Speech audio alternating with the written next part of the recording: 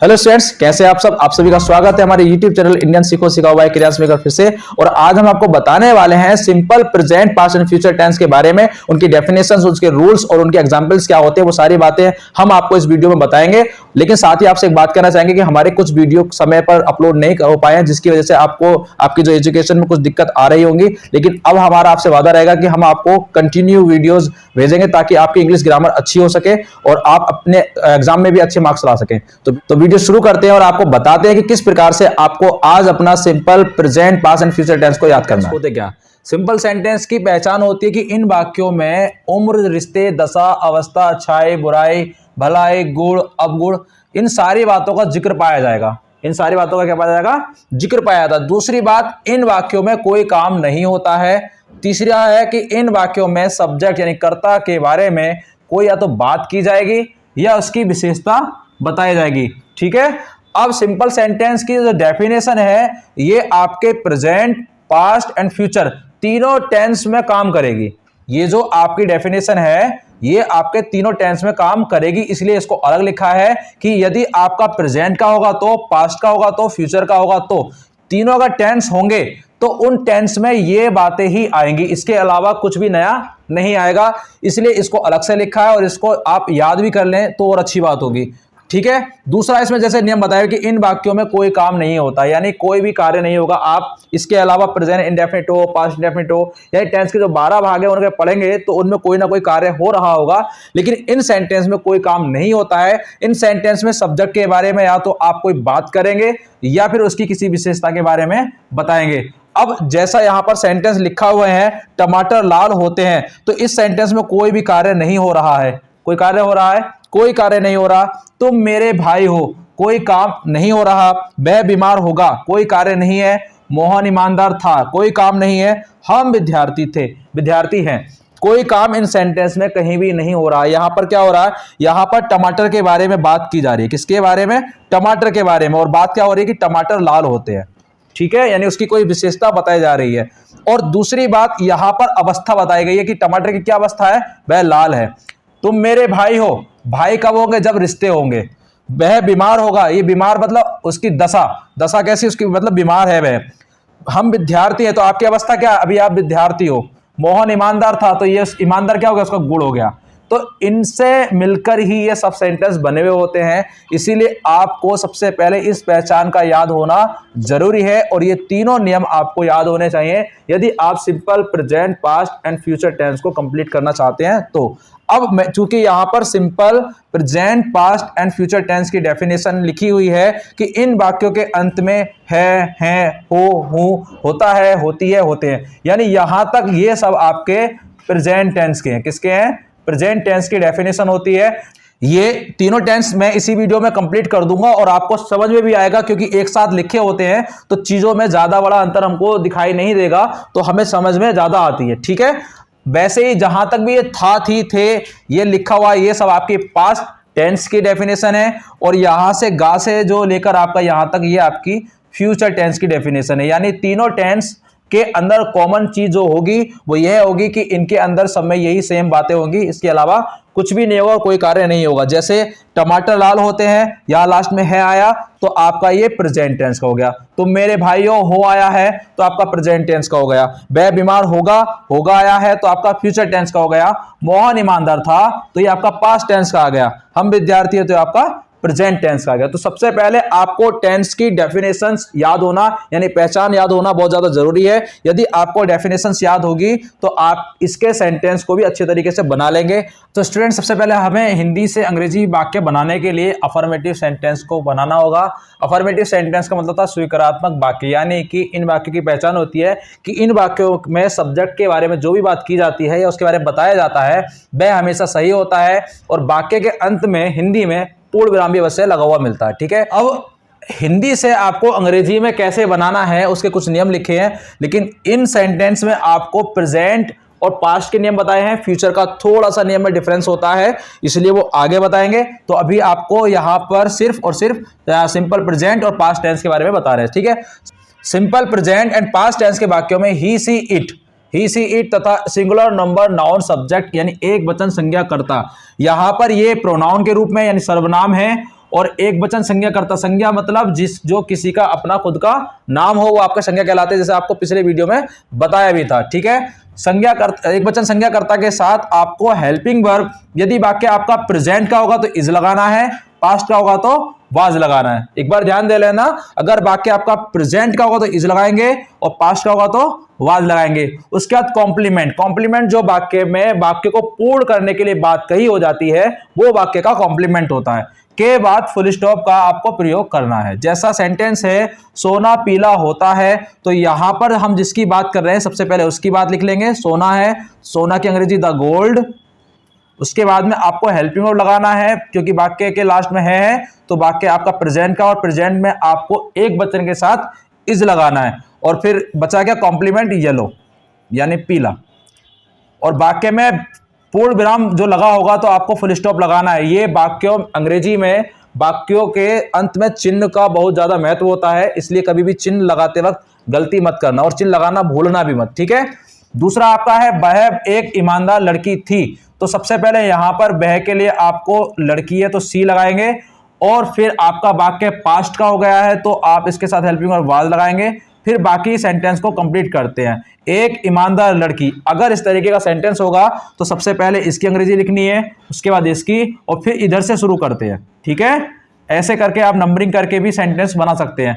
तो she was an आएगा क्योंकि ईमानदार है तो ऑनेस्ट होगा, यानी हमारा साउंड ऑनेस्ट, ओ की आवाज निकाल रहा है और वॉवेल्स का रूप होता है, एच यहां पर साइलेंट रहेगा, तो यहां पर एक के लिए आपको एन लगा रहा है। Was an honest girl. Okay, next है आपका, यदि आपका प्रेजेंट और पास्ट टेंस का वाक्य में बी, दे, यू तथा प्लूरल नंबर नाउन सब्जेक्ट हो, अब बहुवचन संज्ञा करता हो, यानी बहुवचन होगा तब आपको क्या करना है, तब आपको प्रेजेंट होगा तो आर लगाना है और पास्ट टेंस का होगा तो आपको वर का इस्तेमाल करना है। ठीक है, उसके बाद फिर वही कॉम्प्लीमेंट के बाद आपको फुल स्टॉप का प्रयोग करना है। सेंटेंस है हम अच्छे विद्यार्थी हैं, लास्ट में है तो वाक्य आपका प्रेजेंट का है, तो आप हम की अंग्रेजी लगाएंगे वी और बी के साथ आपको लगाना हेल्पिंग और आर, यानी नंबर 1, नंबर 2। अब इधर से क्रम चला देते हैं। ठीक है, समझ में आ रहा है कुछ? तो उसके बाद में आपको यहां पर अच्छे की अंग्रेजी गुड लगाना है और स्टूडेंट्स, क्योंकि बहुत सारे विद्यार्थी हैं इसलिए स्टूडेंट्स रहेगा। तुम बेईमान व्यक्ति थे, तो तुम बेईमान व्यक्ति थे यहां पर आपका पास्ट का हो गया, और तुम के लिए आपको अंग्रेजी यू लगानी है और इसका क्रम भी यही रहेगा, नंबर 1, नंबर 2, 3 एंड 4।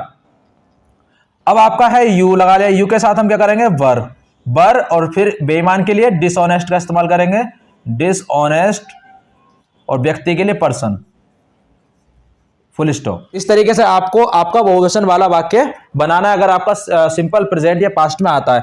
अब प्रेजेंट और पास्ट का अगर वाक्य का सब्जेक्ट आई हो यानी मैं हो, तब हमें क्या करना है, तब हमें हमेशा अगर प्रेजेंट का होगा तो एम लगाना है, पास्ट का होगा तो बाज लगाना है, और फिर बाद में कॉम्प्लीमेंट देना है। ठीक है, जैसे मैं एक अध्यापक हूं तो यहां पर मैं की अंग्रेजी आए और उसके साथ फिर एम, क्रम वही रहेगा 1, 2। अगर आप इस तरीके से क्रम रख लेंगे ना तो आपको आसान हो जाएगा, किसी भी सेंटेंस में आप जाओगे इस तरीके का होगा तो आपको यही क्रम लगाना है और फिर कंटिन्यू चलते हैं इधर से। ठीक है, तो आपका सेंटेंस गलत नहीं होगा कभी भी। तो आई एम ए टीचर और उसके बाद फुल स्टॉप। मैं एक डॉक्टर था तो आई वॉज ए डॉक्टर। तो इस तरीके से आप अपना जो सिंपल प्रेजेंट टेंस का अफर्मेटिव है वो बना सकते हैं। अफर्मेटिव को इतना डिटेल में इसलिए लिखा था क्योंकि आपको समझ में आ जाए कि किसके साथ आपको क्या लगाना है, लेकिन नेगेटिव और इंट्रोगेटिव होगा तो वो इतना डिटेल में नहीं होगा, उसको हम बहुत ज्यादा सॉल्व करेंगे और आपको समझ में आएगा कि किस प्रकार से आपको एक ही चीज याद करनी है, बार बार किसी चीज को नहीं रटना है, क्योंकि कोई भी बड़ा अंतर नहीं होता है इनमें सिर्फ छोटा सा एक डिफरेंस होता है। वो जैसे ही आपका नेगेटिव और इंट्रोगेटिव होगा आपको जस्ट तभी समझ में आ जाएगा। ठीक है, अब आपका फ्यूचर टेंस का अफर्मेटिव वाला भाग देखिए। आप कह रहे हैं फ्यूचर टेंस के वाक्यों में, यानी फ्यूचर टेंस का जब वाक्य होगा तो उसमें आई और बी, आई का मतलब मैं, मैंने, बी का हम, हमने के साथ आप हमेशा शैल बी लगाएंगे तथा बाकी सभी दूसरे सब्जेक्ट के साथ आप विल बी का इस्तेमाल करेंगे। फिर चाहे वो यू हो, बहुवचन हो, एक वचन हो, उससे कोई फर्क नहीं पड़ता, कुछ भी हो, लेकिन आई और बी के साथ आपको शैल लगाना है। सिर्फ 2 ही सब्जेक्ट याद रखने हैं, आई और बी के साथ शैल लगाना है, बाकी चाहे एक वचन हो या बहुवचन कुछ भी हो आपको विल बी का इस्तेमाल करना है। फिर ये कह रहा है कि उसके बाद आप लोग को कॉम्प्लीमेंट, के बाद फुल स्टॉप का प्रयोग करते हैं। जैसे हम अच्छे खिलाड़ी होंगे तो क्रम डाल लेते हैं, नंबर 1 2 3 4। अब इसके हिसाब से बना लेते हैं। सबसे पहले हम के अंग्रेजी वी, उसके बाद में आपका बी है तो आपको सेल लगाना है और उसके बाद सेल के साथ बी का इस्तेमाल करना है। और अच्छे खिलाड़ी की गुड प्लेयर्स फुल स्टॉप। तुम एक अच्छे सुनार होगे तो तुम, हालांकि क्या होता है बहुवचन होता है, लेकिन ये इन सेंटेंस में बहुवचन एक वचन उससे कोई फर्क नहीं पड़ता है। तो यू के साथ आपको बिल का ही इस्तेमाल करना है। यू विल बी, क्रम डाल लेते हैं 1 2 3 4 5, ठीक है। You will be a good gold Smith full stop. Radha एक बहादुर लड़की होगी, चूंकि राधा एक वचन है और नाउन भी है, लेकिन हमने बताया ना कि आपको इससे कोई फर्क पड़ने वाला नहीं है। राधा के साथ भी आप विल बी का ही इस्तेमाल करेंगे। राधा 2 3 4 5, ये क्रम डालोगे तो आपको बेहतर समझ में आएगा कि आपको क्या करना है, ठीक है। Radha will be a brave girl, ठीक है। इस तरीके से आप अपना ये सेंटेंस बना लोगे, इसमें कोई आपको दिक्कत नहीं है। मान लीजिए एक सेंटेंस आ गया, मोहन छत पर होगा। इस तरीके से ये सेंटेंस आ जाते हैं।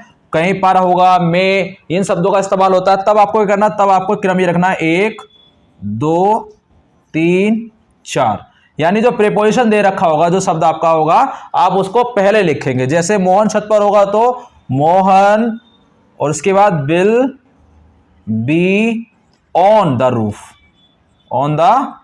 रूफ। इस तरीके से आपको बनाना है। तो यहां पर थोड़ा सा बस क्रम तब चेंज होगा जब आपका पर में शब्द होगा, तब आपको ये ध्यान रखना है, ठीक है। बाकी सभी सेंटेंस आपको इसी क्रम से, जो भी आपका क्रम हो, पहले यहां पर इसको लेना, फिर इसको, फिर सब्जेक्ट की तरफ से हम चले जाते हैं। अभी आपके simple present past and future का अफर्मेटिव सेंटेंस बिल्कुल कंप्लीट हो गया है, लेकिन इसमें सबसे ज्यादा जरूरत पड़ती है, एक फॉर्मूला बनता है। अगर हम इस फॉर्मूले को याद कर लेते हैं तो हमें सेंटेंस बनाने में ज्यादा समस्या नहीं आती है। और फॉर्मूला वो आपका ये बनेगा, फॉर्मूला है आपका, सबसे पहले आपको सब्जेक्ट लिखना है, क्योंकि तीनों सेंटेंस में ही सब्जेक्ट होता है, यानी चाहे वो प्रेजेंट का हो, पास्ट का हो, फ्यूचर का हो, हर किसी में सब्जेक्ट होता है। उसके बाद आपको हेल्पिंग वर्ब की आवश्यकता होगी। हेल्पिंग वर्ब आप अपने जो नियम है उनके अनुसार आपको लगानी है, जैसे इज, एम, आर, तो ये आपकी प्रेजेंट की ही है, लेकिन इज एक वचन के साथ लगाते हैं, एम आई के साथ लगाते हैं, आर आप बहुवचन के साथ इस्तेमाल करते हैं, ये आपको पता होना चाहिए। वाज, वर, ये आपकी पास्ट की हो गई है। आई के और एक वचन के साथ आपको वाज लगाना है, बहुवचन के साथ आपको वर लगाना है, और यहां पर will be and shall be, तो आपको ये फ्यूचर की हो गई है, लेकिन ये आप आई और बी के साथ इस्तेमाल करेंगे, और बाकी सभी दूसरे सब्जेक्ट के साथ आपको विल बी का इस्तेमाल करना होगा। ये आप जब सेंटेंस बनाना सीख जाएंगे, आप इनको खुद से चुनना शुरू कर देंगे, हमको कौन सा लगाना है। आप अपने सेंटेंस के अनुसार इनमें किसी एक का विकल्प चुनेंगे, ठीक है। उसके बाद आपको क्या करना है, प्लस जब आपका कॉम्प्लीमेंट होगा वो बाद में लिखना है आपको, कॉम्प्लीमेंट प्लस, उसके बाद आप फुल स्टॉप करना है। जैसे कोई सेंटेंस ले लीजिए, विद्यार्थी कमरे में थे। हमने ये सेंटेंस लिया। अब इसको बनाना कैसे, तो जैसा कि सबसे पहले सब्जेक्ट मांगा है, तो हमें बाकी में अपना सब्जेक्ट देखना है। सब्जेक्ट हमारा विद्यार्थी हुए, तो हमें द स्टूडेंट लगाना है, द स्टूडेंट्स, क्योंकि बहुत सारे विद्यार्थी हैं। अब उसके बाद हमें हेल्पिंग वर्ब चुनना है, तो हमें पता होना चाहिए कि हमारा लास्ट का वाक्य में जो शब्द वो पास्ट का है, और पास्ट की जो हेल्पिंग वर्ब है वो ये दोनों है। अब इन दोनों में से चुनना है, बाकी यहां कितनी लिखी है उससे हमें कोई फर्क नहीं पड़ता, तो हमें इन दोनों में से चुनना है, क्योंकि ये पास्ट का सेंटेंस है। तो ये आपका बहुवचन है, तो आपको बर लगाना है, आप यहां पर बर लगा देंगे। उसके बाद बताया था कि जब इस तरीके का सेंटेंस होगा तो आपको इसको उठाना है फिर, और यहां पर लिखोगे इन द रूम, ओके, फिर फुल स्टॉप का इस्तेमाल करना है। इस तरीके से आपका सेंटेंस कंप्लीट हो जाएगा। लेकिन नेगेटिव जब आप करोगे तो बहुत इजी हो जाएगा आपको, क्योंकि अगर आपको अफर्मेटिव सेंटेंस बनाना आ गया तो नेगेटिव इंट्रोगेटिव बिल्कुल आसान है आपके लिए, आपको जरा सी भी दिक्कत नहीं होगी, मैं गारंटी दे सकता हूं। अब आगे आगे वीडियो देखते हैं। तो आपका है नेगेटिव सेंटेंस। नेगेटिव सेंटेंस का मतलब है नकारात्मक वाक्य, और इसकी पहचान है कि इन वाक्यों के बीच में नहीं या कभी नहीं शब्द लिखा होगा, तथा वाक्य के अंत में, यदि हिंदी का वाक्य होगा तो उसके अंत में आपको ये पूर्ण विराम जरूर लगा हुआ मिलेगा। इस प्रकार से आप निगेटिव सेंटेंस की पहचान कर लेते हैं। अब आपको ये बोर्ड पर दिखाई दे रहा होगा कि एक सिर्फ फॉर्मूला है, यहां एक फॉर्मूला लिखा हुआ और कुछ उदाहरण लिखे हुए हैं कि सर यहां पर तो आपने अंग्रेजी बनाने के नियम लिखा है लेकिन कोई नियम यहां पर नजर नहीं आ रहा। तो मैंने आपसे बताया था कि यदि आप किसी भी टेंस का, ये नहीं कि आपको simple present, past and future tense, मैं कह रहा हूं किसी भी टेंस का यदि आपने अफर्मेटिव सेंटेंस ठीक प्रकार से पढ़ लिया और उसकी डेफिनेशन, उसके रूल्स और उसके हेल्पिंग वर्ब यदि आपने याद कर ली तो आपको बाकी के नेगेटिव और इंट्रोगेटिव सेंटेंस बनाने में कोई भी समस्या नहीं आने वाली है। ये मैं आपको गारंटी देता हूं और मैं आपको यहां पर प्रूफ भी कर रहा हूं। जैसा कि आपको अभी पीछे फॉर्मूला लिखवाया गया था, अभी पीछे आपको बताया गया था कि आपका एक वचन इज एक वचन के लिए, एम आई के लिए, आर बहुवचन के लिए अगर प्रेजेंट का होगा और पास्ट का होगा तो आपको आई और एक वचन के साथ वाज लगाना है और बहुवचन के लिए बर। सिर्फ यहां पर क्या करना, अगर नहीं लिखा होगा तो नोट लगाना है, कभी नहीं लिखा होगा तो नेवर का इस्तेमाल करना है आपको नेगेटिव सेंटेंस में। ठीक है, अब जैसे आपका यहां पर पहला सेंटेंस है, मैं एक अच्छा गेंदबाज नहीं था। तो किसी भी सेंटेंस को बनाने के लिए सबसे पहले आपको उस वाक्य की पहचान याद होना जरूरी है। यदि आपको पहचान याद नहीं होती है तो आप सही सेंटेंस नहीं बना सकते। जैसा यहां पर था लिखा है तो आपका सेंटेंस पास्ट का हो गया। तो ये जो तीनों हैं, इज, एम, आर, इसको छोड़ दो, पास्ट का है ना तो वाज, वर, तो इन दोनों में से कोई हेल्पिंग वर्ब आएगी आपकी। लेकिन आपका यहां पर क्या, में है, में की अंग्रेजी आई, तो आई के साथ आपको बताया था कि वाज का इस्तेमाल करना। तो क्रम हम देख लेते हैं, 1 2 3 4 5 6, इस तरीके से आप क्रम रख लो। ठीक है, तो I was not a good bowler,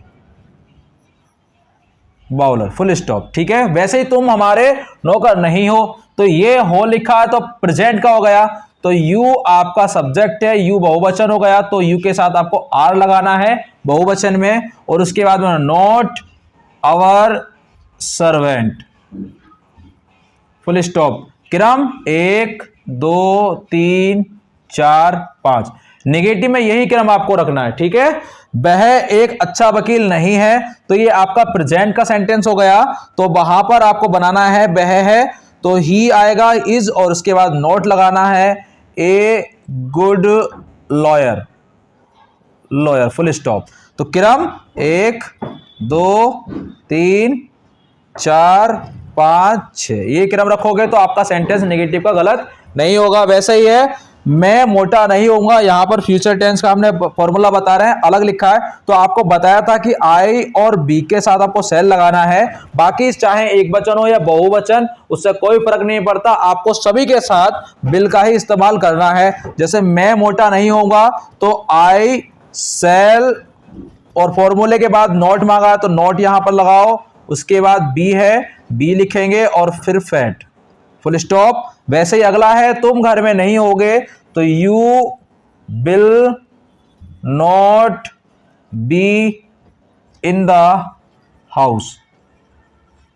तो इसका क्रम थोड़ा सा बदल जाता है, जहां प्रेपोजिशन होता है मे पर, नीचे ऊपर ये शब्द लिखे होते हैं, तो उसमें आपको क्या करना होता है, क्रम ये रखना होगा, नंबर 1 ये लिखोगे, 2 ये लिखोगे, 3 ये, और चौथा इसको, और 5वां इधर। ठीक है, इस क्रम से रखोगे तो कभी भी आपका नेगेटिव सेंटेंस गलत नहीं जाएगा। अब ये नेगेटिव सेंटेंस आपका कंप्लीट हो गया। इंट्रोगेटिव सेंटेंस में कुछ भी नया नहीं है, ये आप कंटिन्यू यदि वीडियो देखेंगे तो समझ में आ जाएगा। सिर्फ आपको एक हवा बना दिया जाता है कि अफर्मेटिव अलग है, नेगेटिव अलग है, इंट्रोगेटिव अलग है। बात सही है, अफर्मेटिव अलग है, नेगेटिव अलग है, लेकिन इतना भी अलग नहीं है कि आप इनको आसानी से समझ ना पाए। बिल्कुल आसानी से चीजें समझ में आ जाएंगी। सिर्फ एक शब्द का खेल है। कितना? एक शब्द का खेल है। जिसने अंग्रेजी का वो एक शब्द का खेल समझ लिया, उसका सेंटेंस कभी भी गलत नहीं जाएगा। इस बात की मैं आपको गारंटी देता हूं लिखित में। ठीक है, देखो जैसा यहां पर अभी आपने क्या किया था, पिछला सेंटेंस अभी यदि आप यहां से नोट हटा दें तो आपका ये अफर्मेटिव ही तो हो गया।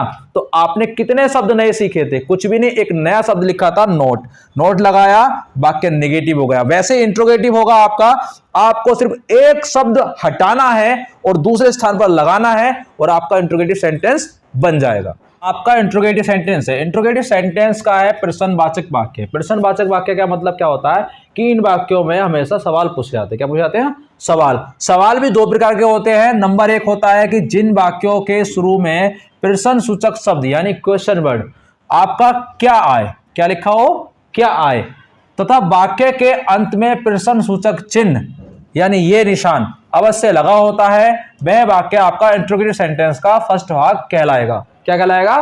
फर्स्ट भाग कहलाएगा। अंग्रेजी बनाने के नियम, किस प्रकार से आपकी इन सेंटेंस को अंग्रेजी में बनाना है। प्रेजेंट और पास्ट टेंस में क्या करना है, मैंने आपको जो सेंटेंस दिए थे पिछले अभी नेगेटिव में, उनको वैसा ही लिखा रहने दिया है, उनमें कोई बदलाव नहीं किया है, क्योंकि आपको ये समझाना जरूरी था कि आपको सेंटेंस में ये बात समझनी है कि सेंटेंस में कोई बड़ा डिफरेंस नहीं होता है, इसमें सिर्फ एक शब्द की बात होती है। यदि आपने वो एक शब्द समझ लिया तो आपका सेंटेंस कभी गलत नहीं होगा।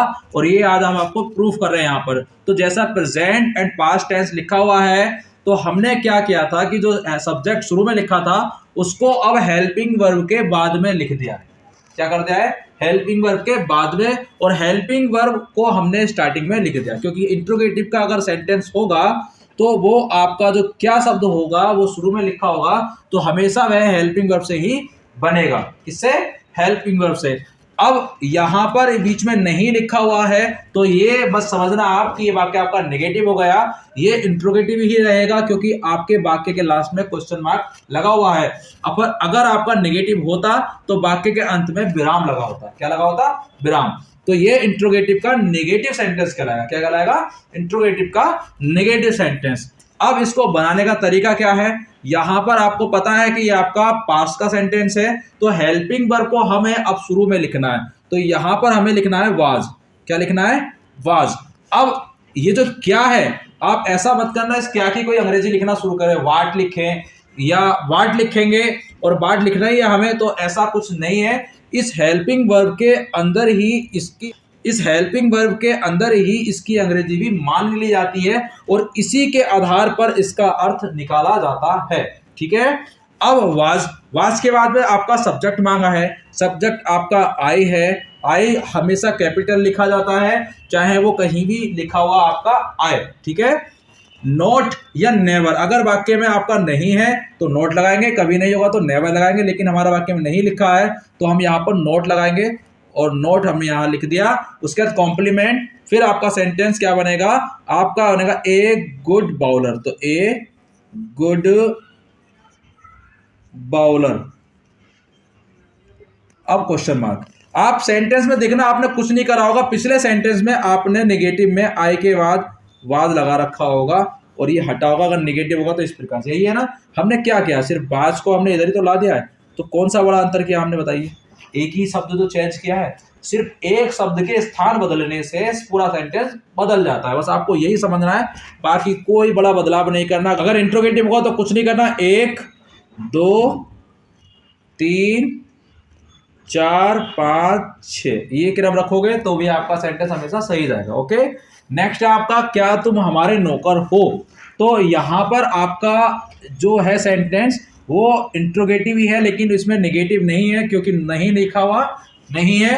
तो आपको क्या करना है, आर लिखना है, जो हेल्पिंग वर्ब है उसके हिसाब से आर लगाया। सब्जेक्ट आपका तुम है तो यू हो जाएगा, और यहाँ पर नॉट या नेवर आगे फॉर्मूले में लिखा है, लेकिन जो चीज वाक्य में नहीं दे रखी होती है आपको उसको लिखने की जरूरत भी नहीं है, इसलिए इसको छोड़ देंगे। कॉम्प्लीमेंट है तो क्या होगा, अवर सर्वेंट। मिला लेना आप अपना पिछला सेंटेंस मिला लेना और आपको समझ में आ जाएगा कि क्या किया है हमने। कुछ भी बदलाव नहीं किया है, सिर्फ एक शब्द जो इधर लिखा हुआ था उसको अब इधर लिख दिया है, उसके अलावा कुछ भी नहीं किया। तो हमने कहा ना एक शब्द का ही खेल है। बात करें फ्यूचर टेंस की, तो फ्यूचर टेंस में क्या मैं मोटा होऊंगा, तो हेल्पिंग वर्ब चुन लेना, यहाँ से सेल हो जाएगा और सेल के बाद में आई लिखना है और उसके बाद में नोट अगर आपका है तो लगाना, नहीं है तो नहीं लगाना है, तो इसलिए नोट छोड़ देंगे। बी यहाँ पर आ जाएगा और उसके बाद फैट और आपका सेंटेंस कंप्लीट। यहाँ पर क्या तुम घर में नहीं होगे, तो क्या होगा, विल यू, और यहाँ पर नोट आएगा क्योंकि वाक्य में नहीं दे रखा है, और फिर बी का इस्तेमाल करना है और फिर इन द हाउस। तो इस तरीके से आपका जो फ्यूचर इन द हाउस, तो इस तरीके से आपका इंट्रोगेटिव का फर्स्ट भाग हो गया, present past and future tense का। अब जो सबसे मोस्टली बात आने वाली है वो मैं आपको यही बता रहा हूं। देखो कुछ नहीं करना होता है, जब इंट्रोगेटिव भाग हमें बनाना है तो उसमें बस थोड़ा सा अंतर आपको करना है, एक शब्द का ही करना है, उसमें कोई बदलाव नहीं करेंगे, आप इस बात को आज मान जाएंगे। अब आपका इंट्रोगेटिव का दूसरा नियम है, जिन वाक्यों के बीच में प्रश्न सूचक शब्द कब, क्यों, क्या, कहा, कैसे, कौन, किसने, इनमें से कोई भी आए तथा वाक्य के अंत में प्रश्न सूचक चिन्ह ये अवश्य लगा होगा, तब वह वाक्य आपका हमेशा इंट्रोगेटिव सेंटेंस का सेकंड भाग कहलाएगा। क्या कहलाएगा? इंट्रोगेटिव का सेकंड भाग कहलाएगा। अब अंग्रेजी बनाने का नियम यहां पर मैंने पुराना ही रहने दिया है, उसको बदला नहीं है, तो मैं इसलिए नहीं बदला, मैं आपको समझा सकूं कि इसमें कोई बदलाव नहीं होता। यहाँ पर आपको प्लस करना है और यहाँ लिखना है क्वेश्चन वर्ड, शॉर्ट में लिखा है ये QW यानी क्वेश्चन वर्ड। तो क्वेश्चन वर्ड आपका जो यहाँ शुरू में क्या लिखा था, तो हमने यहाँ पर वाज लिख रखा था ना, तो क्या लिखा था यहाँ पर हमारा, तो अब इसको हम हटा देते हैं। यहाँ से हमें सवाल का जवाब देना बीच में, तो हम ये कह सकते हैं, तो हम कह सकते हैं मैं एक अच्छा गेंदबाज कैसे नहीं था, कैसे नहीं था, ये हमने सवाल कर दिया। ठीक है, तो सवाल बीच में ये आया, तो हमें इस शब्द की अंग्रेजी पहले लिखने के लिए कहा जाता है, आपको इस शब्द की अंग्रेजी लिखनी है। बाकी आपको जो पुराना नियम था, पुराना फॉर्मूला था इंट्रोगेटिव सेंटेंस का फर्स्ट भाग का, वही आपको अप्लाई करना है। जैसे यहाँ वाज लिखा तो मैं सिर्फ यहाँ हाउ लिखूंगा और आपका पूरा सेंटेंस वैसा ही रहेगा और आपका सेंटेंस सही होगा गारंटी से। ठीक है, तो मैंने कुछ नया नहीं किया, सिर्फ एक शब्द लिखा। कितने? एक शब्द लिखा। वैसे ये क्या तुम हमारे नौकर हो, तो क्या यहां से हटा दो और यह सवाल कर लो, तुम हमारे नौकर क्यों हो, तुम हमारे नौकर क्यों हो। तो सवाल बीच में हो गया, सवाल पहले जो शुरू में हो रहा था वो बीच में हो गया, तो आपको उस आर से पहले क्या लगाना, वाई लगाना है और आपका सेंटेंस कंप्लीट, आपका सेंटेंस बिल्कुल सही जाएगा, आपका सेंटेंस कभी भी गलत नहीं होगा। ठीक है, अगर इंट्रोगेटिव होगा तो, यानी कि अगर आपने इंट्रोगेटिव सेंटेंस का फर्स्ट भाग बनाना सीख लिया तो आपको इंट्रोगेटिव का दूसरा भाग आया हुआ है, डेफिनेटली आया हुआ है। बस आपको ये याद होना चाहिए कि कब की अंग्रेजी क्या है, क्यों की अंग्रेजी क्या है, कहाँ की अंग्रेजी क्या है, कैसे की अंग्रेजी क्या है, ये आपको पता होगी तो आपका सेंटेंस कभी गलत नहीं होगा। वैसे ही फ्यूचर की हम बात कर ले तो यहाँ क्या लिखा है, तो मैं मोटा क्यों होऊंगा, यहाँ पर क्यों लगा दो और यहाँ पर वाई लगा दो, आपका सेंटेंस सही। बस फॉर्मूले में QW जोड़ दो, कुछ भी नया नहीं करना। ठीक है, क्या तुम घर में हो, तो क्या यहां से हटा दो, तुम घर में कब, यहाँ कब कर दो, कब नहीं होगे, तो बस वैन लगा दो इसमें पहले और आपका सेंटेंस कंप्लीट। कुछ भी नया नहीं किया। बताओ किया कुछ नया? कुछ नहीं। तो बस सिर्फ आपको मैं बता चुका था वीडियो के शुरू में भी कि आपको अगर किसी वाक्य को बनाना है सही प्रकार से, तो वाक्य का अफर्मेटिव सेंटेंस का जो भाग है उसको आप सही से पढ़े, उसकी पहचान सही से पढ़े। अगर ये आप कर लेते हैं तो इंट्रोगेटिव और नेगेटिव सेंटेंस आपको हमेशा सही से आ जाएंगे। अगर हमारा वीडियो पसंद आया है तो प्लीज इसको लाइक कीजिएगा, कमेंट्स कर अपनी राय जरूर दीजिएगा, साथ ही अपने मित्रों और फ्रेंड्स को वीडियो जरूर शेयर कीजिएगा ताकि आपके साथ साथ उनकी भी पढ़ाई में हेल्प हो। और यदि आप हमारे YouTube चैनल पर भी नए आए हैं और आपने अभी तक हमारे चैनल को सब्सक्राइब नहीं किया है तो प्लीज चैनल को सब्सक्राइब कर लीजिएगा, साथ ही पास में जो बेल आइकन है उसको दबाइएगा ताकि जितने भी हमारे नए वीडियोस बने उसका नोटिफिकेशन सबसे पहले आपके पास पहुंचे और आपकी पढ़ाई में हेल्प हो। तो तब तो मिलते हैं हमारे नेक्स्ट वीडियो में नए टॉपिक के साथ, तब तक के लिए आपसे विदा लेते हैं। थैंक यू, धन्यवाद, जय हिंद, जय भारत।